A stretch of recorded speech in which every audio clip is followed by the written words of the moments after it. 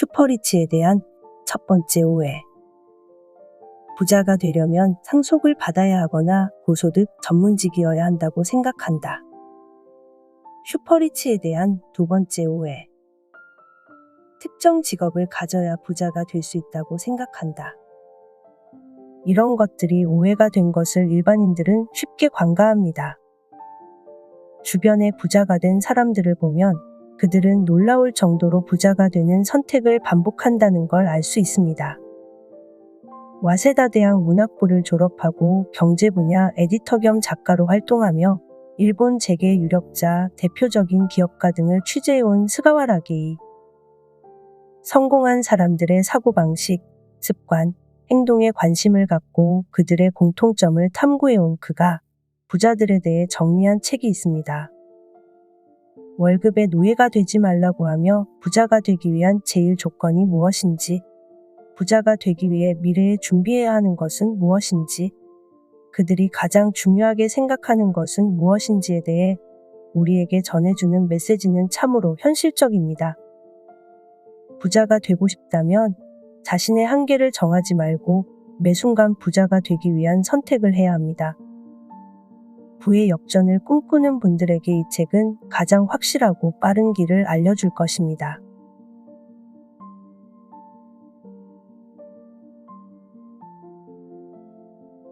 오늘 읽어드릴 책은 부의 철학. 지은이 스가와라기. 펴낸 곳 책들의 정원.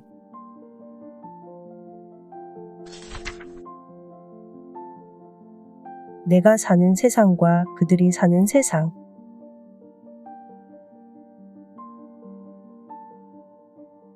부자가 되는 첫걸음은 아주 조금이라도 좋으니 부자가 된 기분을 느껴보는 것이다. 술을 한잔하거나 주말을 즐길 때 소심하게 돈 걱정을 하지 않는 것. 아주 사소해 보이는 이러한 행동이 사실은 부자와 가난한 자의 차이점이다. 독자들로부터 부자들의 행동이나 생각, 그리고 가난한 사람의 행동이나 생각이 어떻게 다른지 알고 싶다는 요구를 많이 들어왔다. 그 두 유형의 사람들에 대해 곰곰이 생각해보니 확실히 크게 다른 점이 있었다. 또한 부자들에게는 공통되는 생각이나 행동들이 있다는 것을 하나둘 알게 되었다. 일을 하는 것, 아니 삶을 살아가는 것은 하나하나 선택을 거듭하는 것이다. 부자가 되는 사람은 항상 놀라울 정도로 부자가 되는 방향을 선택해 나아간다. 그런 모습을 보는 사이에 나는 부자가 되기 위한 선택의 가장 중요한 점이 어떤 것인지 확신을 갖게 되었다. 부자들은 주변의 의견이나 일반적인 사례와 같은 남의 잣대에 휘둘리지 않고 철저하게 자신의 의지를 관철해 나간다.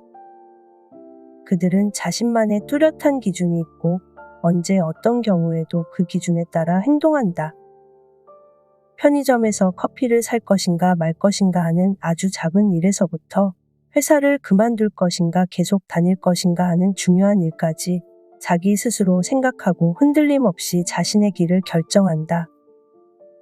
이렇게 목표를 향해서 꿋꿋이 나아가지 않으면 아무리 세월이 지나도 부자가 되기 위한 출발점에도 설 수 없다.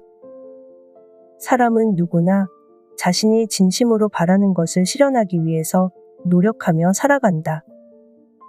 부자가 되고 싶다고 생각한다면 부자가 되는 일에 중점을 두고 살아야 한다.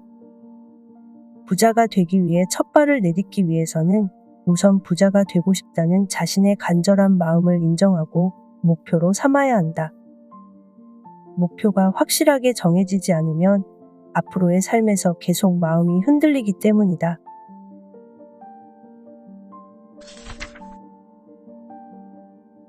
일을 소유하는 사람, 일에 소유당하는 사람.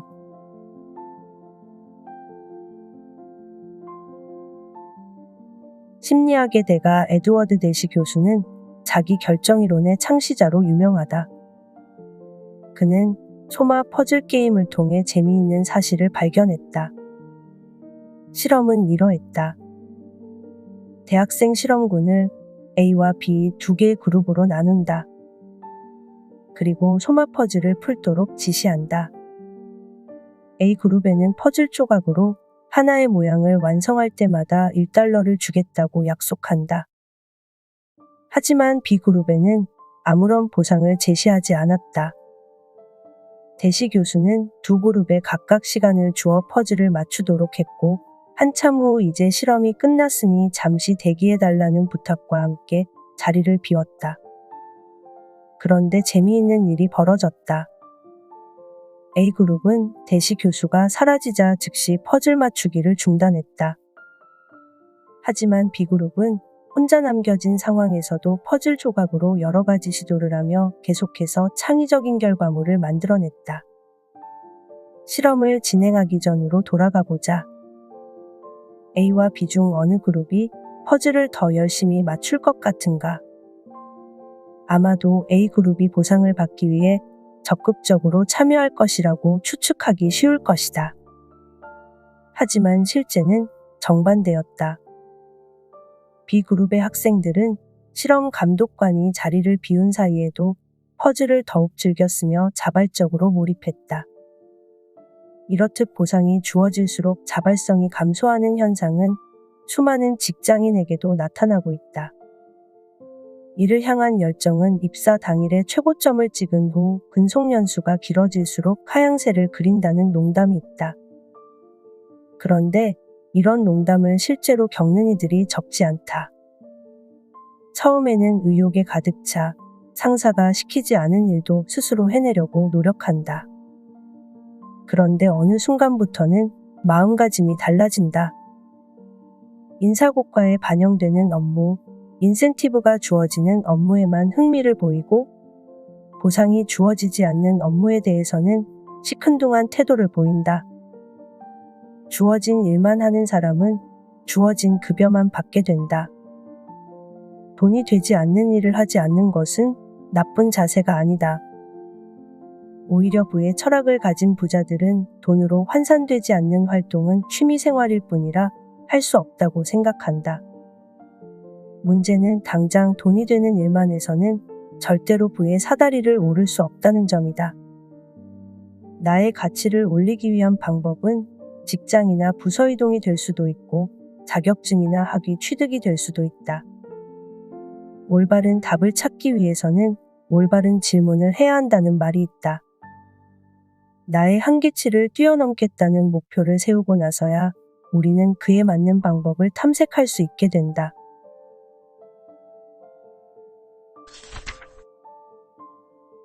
부의 첫 번째 조건.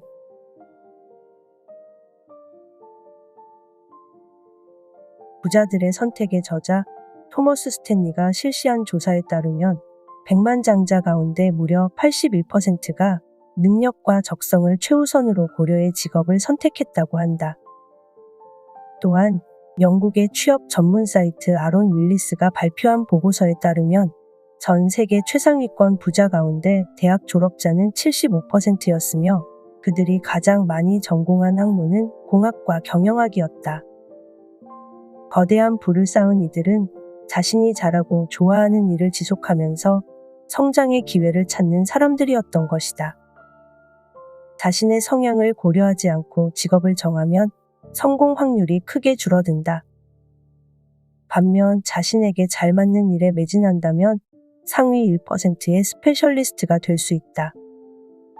그러고 나면 경제적 보상은 충분히 따르기 마련이다. 부의 제1조건은 직업이 아니라 영업력이다.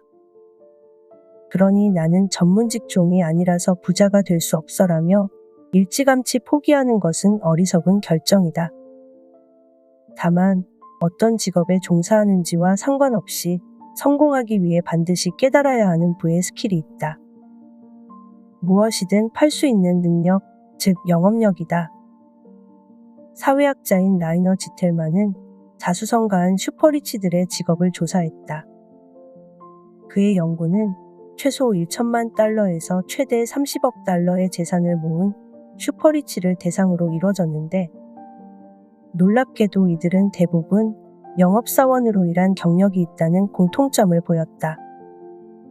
또한 영업사원으로 일했다는 응답자의 70%가 영업력이 나의 성공에 결정적 기여를 했다고 믿고 있었다. 스타벅스의 경영자인 하워드 슐츠, 넷플릭스의 창업자인 리드 헤이스팅스, 월스트리트의 신하 조지 소로스, 골드만삭스의 전 사장 도키 다이스케, 이들 역시 자신의 커리어 초기의 최전방에서 영업을 경험했다. 영업을 해보는 것과 부자가 되는 것은 어떤 상관관계를 가지고 있을까? 영업을 통해 배우는 대부분의 노하우는 부자가 되는 과정에 그대로 적용된다. 대화, 협상과 설득, 인간관계, 신뢰와 네트워크, 트렌드, 기회 포착과 정보 취득, 숫자 감각, 실적과 이익 중심의 사고방식. 글로벌 기업 CEO 중 30% 이상이 영업자 출신이라는 통계가 있다.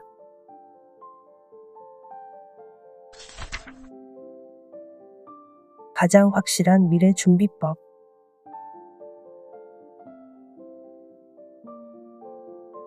최근에는 젊은 세대 중 취직을 했을 때부터 돈을 착실하게 저축하는 사람들이 있다. 우리가 늙었을 때는 연금 같은 건 없을 것이다. 기댈 수 있는 건 돈뿐이니 지금부터 착실하게 모으자는 마인드 같다. 하지만 내가 아는 파이낸셜 플래너는 이렇게 말했다. 20대 때부터 노후를 위해 돈을 모으는 사람은 결코 부자가 될 수 없다. 그 최대 이유는 바뀌는 것이 사회보장의 구조뿐만이 아니기 때문이라는 것이다. 앞으로의 사회는 지금까지처럼 처음 근무했던 회사에서 정년까지 지내는 것은 어려워질 것이다. 사회는 끊임없이 변화하며 그에 따라 회사도 변해간다. 반대로 말하자면 변하지 않는 회사는 살아남을 수 없다. 이러한 변화에 대응할 수 있도록 지금부터는 무엇보다도 자기 자신의 능력을 기르는 것이 중요하다. 부자를 목표로 하고 있다면 다른 사람보다 훨씬 뛰어난 점을 몸에 익혀야 한다. 기술이라고 하지 않고 뛰어난 점이라고 한 것은 사회가 원하는 기술도 점차 변화해갈 가능성이 높기 때문이다. 돈을 모으기보다는 젊을 때 책을 읽거나 좋은 음악을 듣거나 여러 사람과 만나거나 해외로 여행을 가서 다양한 문화를 접하거나 실컷 놀아보면서 다각적인 사고를 할 수 있는 힘과 적극적인 행동력을 익히는 것이 중요하다. 저축할 돈이 있다면 자기 자신에게 투자해 자신의 내면을 풍족하게 만드는 것이 훨씬 나은 결과를 만들 것이다.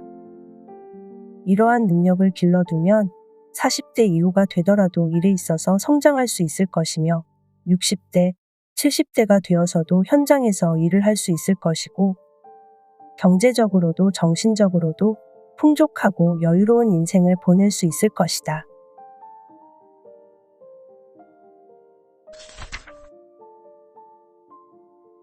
일과 인생이 하나 되다. 인생에서 가장 중요한 것은 무엇일까? 이런 질문을 부자들에게 했을 때 돈입니다 라고 대답할 거라 생각했다면 큰 착각이다. 부자들일수록 인생에서 돈 이상으로 중요한 것이 있음을 잘 알고 있다. 그중 하나가 시간이며 또 다른 하나는 인간관계다. 가족이 소중한 것은 당연한 것이고 진정으로 함께할 수 있는 동료나 친구도 돈으로는 결코 살 수 없다. 그래서 부자들은 돈 이상으로 중요한 것이라고 생각하고 있다. 부자들은 예외 없이 자신의 일을 좋아하고 일과 인생이 혼연일체가 되어 있다. 일을 하는 것이 그들의 삶의 방식과 하나 되는 것이다. 물론 일이기 때문에 쉽지만은 않고 재밌는 일만 일어나지는 않는다. 부자들, 아니 오랫동안 일을 해오면서 부자가 된 사람들의 대부분은 괴로운 일, 힘겨운 일의 연속이었다고 할 수 있을 것이다. 하지만 그렇기에 안정된 생활을 보낼 수 있는 현재의 깊은 기쁨을 느낀다. 부자들이 모든 일을 계획대로 처리해왔고 그 결과 사업이 성공했다고 생각했다면 큰 오산이다. 내가 만나온 자신의 힘으로 부자가 된 사람들은 오히려 믿기 어려운 상황과 온갖 문제를 이겨내고 현재의 자리에 서게 되었다고 하는 이들이 대부분이었다. 아니, 그런 상황을 이겨냈기에 지금 즐겁게 일을 할 수 있는 경지에 이르렀다고 할 수 있겠다. 사고나 문제를 조우했을 때 거기서 좌절한 사람과 좌절하지 않고 역경을 이겨내고 앞으로 나아가는 사람이 있다. 두 가지를 나누는 것은 사고나 문제를 심각하게 받아들이는가와 흘려 넘기는가의 차이다. 예상 외의 일이 발생하여 예정대로 일이 흘러가지 않거나 커다란 피해를 입으면 누구나 그 피해를 되돌리기 위해 힘쓸 것이다. 하지만 애를 쓰면 쓸수록 초조해지면서 여유가 사라지고 결국에는 실패하고 만다. 엎친 데 덮친 격이라고 할까. 하지만 이미 일어난 일은 어쩔 수 없다. 아무나 할 수 있는 일은 아니지만 일단 실패를 받아들이고 포기한다. 그리고 담담하게 지금 할 수 있는 일을 하나하나씩 처리해 나간다. 성공을 위한 길에 초조함은 금물이다. 큰 일을 하든 작은 일을 하든 해야 할 일은 정해져 있다. 약속된 기일까지 상대가 기대하고 있는 물건이나 서비스를 제공한다. 모든 일은 이러한 과정의 연속이다. 이 과정을 꾸준하게 이어가는 것이 중요하다. 그러면 어느 순간 결과가 따라올 것이다. 처음부터 결과만을 바라보며 온 힘을 다해 돌진하는 사람보다 적당한 힘을 오랫동안 지속할 수 있는 사람이 마지막에 승리한다.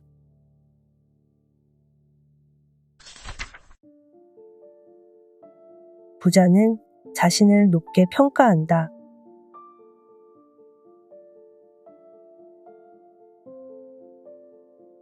자신의 현재 상태에 불평을 하는 건 현재의 희망을 잃고 있음을 선전하고 있는 것과 같다. 그래서 부자는 불평을 입에 담지 않는다. 불평을 해서 자신의 평가를 깎아내리는 일을 하지 않는다. 많은 부자들을 만나왔지만 그들의 가장 큰 특징은 자기 평가가 매우 높다는 것이다. 그렇다고 해서 시건방지거나 자만하다는 것은 아니다. 오히려 겸손하거나 조심스러운 태도를 보이는 사람이 많지만 그 내면에 범상치 않은 자신감을 품고 있다. 불평한다고 해서 현실이 바뀌지는 않잖아요. 그보다는 힘들어도 오늘 하루 일을 할 수 있었다는 것과 먹고 살 수 있는 돈을 벌 수 있었음에 진심으로 감사하면 신기하게도 감사한 만큼 마음이 긍정적으로 변해요. 대부분의 사람은 무언가를 할 때 실패하지 않도록 신중하게 일을 진행한다. 그래서 이전에 있었던 유사한 사례를 찾아 조사하고 성공한 방법을 따라서 실행한다. 이것은 언뜻 보기에 좋은 방법처럼 보이지만 이런 방법으로는 더 나은 발전을 이루어낼 수 없다. 기존의 기술을 모방해서 얻을 수 있는 건 좁은 과정에서 전혀 없다고 할 수 있다. 그보다는 실패해도 좋으니 새로운 방법을 도전해보자. 그 결과 실패하더라도 기죽지 말자. 중요한 건 실패했을 때 거기서 주저앉고 마는 것이다. 성공할 때까지 방법을 찾아내기 위해 힘쓰면 한두 번의 실패는 실패가 아니라 성공을 이루기 위한 과정이 될 것이다. 부자가 되는 사람은 자기 관리가 뛰어난 사람이 많다. 다음 날에는 아무 일도 없었다는 듯 실패에 연연하지 않는다. 그리고 심기일전해서 다시 도전한다. 세상에 실패란 없다. 도전하는 도중에 한 것은 실패가 아니다. 포기하는 것이야말로 실패인 것이다. 걱정거리의 90%는 실제로 일어나지 않는다고 한다. 이 말은 어떤 문제 상황도 일어나지 않는다는 의미가 아니다. 어떤 일이 일어나더라도 일어난 일은 그대로 받아들이고 해야 할 일을 함으로써 문제를 해결할 수밖에 없다는 것이다. 그러는 사이에 불안은 사라진다. 그러면 결과적으로 불안했던 일의 90%는 일어나지 않은 것처럼 느껴지게 된다. 대부분의 일은 어떻게든 되기 마련이다.